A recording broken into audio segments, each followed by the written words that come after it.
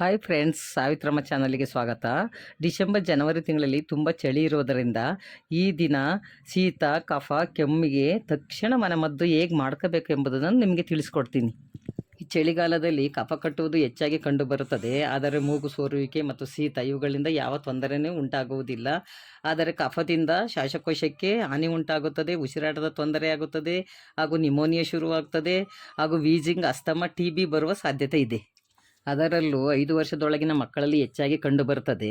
ಇದಕ್ಕೆ ಮನೆಮದ್ದು ಹೇಗೆ ಮಾಡಬೇಕೆಂಬುದನ್ನು ಇವತ್ತಿನ ವಿಡಿಯೋದಲ್ಲಿ ಮಾಡಿ ತೋರಿಸ್ತೇನೆ. ಮಲವಿಸರ್ಜನೆ ಸರಿಯಾಗಿ ಆಗದೆ ಗ್ಯಾಸ್ ಹೊಟ್ಟೆಯಲ್ಲಿ ತುಂಬಿಕೊಂಡು ಎದೆ ಒತ್ತುವಿಕೆಯಿಂದ ಕಫ ಉಂಟಾಗುತ್ತದೆ. ಮಕ್ಕಳಿಗೆ ಜಂಕ್ ಫುಡ್, ಫಾಸ್ಟ್ ಫುಡ್ ಅನ್ನು ಕೊಡದೆ ಕಷಾಯವನ್ನು ಮಾಡಿ ಕುಡಿಸಬೇಕು. ಕಷಾಯವನ್ನು ಮಾಡಿ ಕುಡಿಸಬೇಕು ಅಂದರೆ ಬಿಲ್ವಪತ್ರೆ ಕಷಾಯ, ತುಳಸಿ ಕಷಾಯ, ದೊಡ್ಡಪತ್ರೆ ಕಷಾಯ, ಅಮೃತಬಳ್ಳಿ ಕಷಾಯ, ಶುಂಠಿ ಕಷಾಯ, ಆಡುಮುಟ್ಟದ ಸೊಪ್ಪಿನ ಕಷಾಯ, ಹೊಂಗೆ ಸೊಪ್ಪಿನ ಕಷಾಯ, ಇಂತಹ ಕಷಾಯಗಳನ್ನು ಪ್ರತಿದಿನ ಒಂದೊಂದು ಕಷಾಯವನ್ನು ಒಂದೊಂದು ಸಾರಿ ಕುಡಿಸುವುದರಿಂದ ಮಕ್ಕಳ ದೇಹದಲ್ಲಿ ರೋಗ ನಿರೋಧಕ ಶಕ್ತಿ ಉಂಟಾಗುತ್ತದೆ.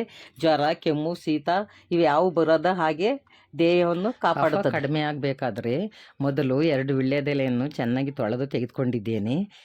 1 ಶುಂಠಿ ತುಂಡು, 2 ಕಾಳುಮೆಣಸು, 10 ತುಳಸಿ ದಳ ಇದನ್ನೆಲ್ಲ ಸೇರಿಸಿ, ಇದಕ್ಕೆ ಯಾವ ನೀರನ್ನು ಸೇರಿಸಬಾರದು. ವೀಳ್ಯದೆಲೆ ನೀರಿನಂಶ ಇರೋದರಿಂದ ಇದನ್ನೇ ಚೆನ್ನಾಗಿ ಕುಟ್ಟಿ ಅದನ್ನು ರಸವನ್ನು ಚೆನ್ನಾಗಿ ಹಿಂಡಿ ತೆಗೆದು ಚಮಚದಲ್ಲಿ ಹಾಕಿ ಅದಕ್ಕೆ 1/4 ಚಮಚ ಜೇನುತುಪ್ಪವನ್ನು ಸೇರಿಸಿ ಮಕ್ಕಳಿಗೆ ಕುಡಿಸುವುದರಿಂದ ಕಫ ಬೇಗ ಕರಗುತ್ತದೆ.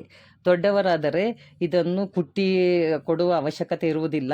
ಇದೆಲ್ಲನೂ ಸೇರಿಸಿ ಅವರು ಹಲ್ಲಿನಲ್ಲಿ ಜಿಗಿದು ತಿನ್ನುವುದರಿಂದ ಕಫ ಕಡಿಮೆ ಆಗುತ್ತೆ. ಕಷಾಯವನ್ನು ನಮ್ಮ ಮನೆಯಲ್ಲಿರುವ 2 ವರ್ಷದ ಮೊಮ್ಮಗಳಿದ್ದಾಳೆ. ಅವಳಿಗೆ ಕೆಮ್ಮು ಕಫ ಆಗಿತ್ತು. ಅದಕ್ಕೆ ಈ ಕಷಾಯವನ್ನು ಕುಡಿಸಿ ಅವಳಿಗೆ ಕಡಿಮೆಯಾಗಿದೆ. ನಾವು ಯಾವುದೇ ಕಷಾಯ ಮಾಡೋದನ್ನು ನಾವು ಮೊದಲು ಉಪಯೋಗಿಸಿ ನಂತರ ನಿಮಗೆ ತಿಳಿಸುತ್ತೇವೆ. ಈ ಕಷಾಯ ಸೇವನೆಯಿಂದ ಕೆಮ್ಮು ಕಡಿಮೆ ಆಗ್ತದೆ, ಗಂಟಲು ಕೆರೆತ ಕಡಿಮೆ ಆಗ್ತದೆ ಹಾಗೂ ಕಫ ಕರಗುತ್ತದೆ.